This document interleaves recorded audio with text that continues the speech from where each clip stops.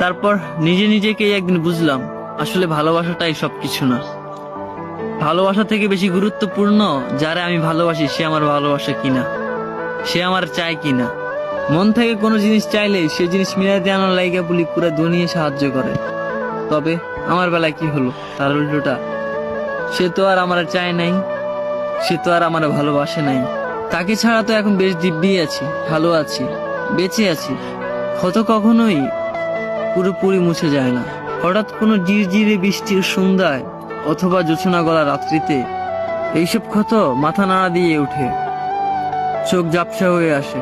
সেই মুহূর্তে ইচ্ছে করে তারে আরো একবার সামনে দাঁড়াইয়া জিজ্ঞেস করি, কেন ভালোবাসেন নাই আমায়? আমি কি এতই খারাপ? কেন থেকে গেলেন না? কি অপরাধ ছিল আমায়? আমি কি সত্যি ভালোবাসার যোগ্য না? আমি কি সত্যি ভালোবাসার মতো মানুষ না?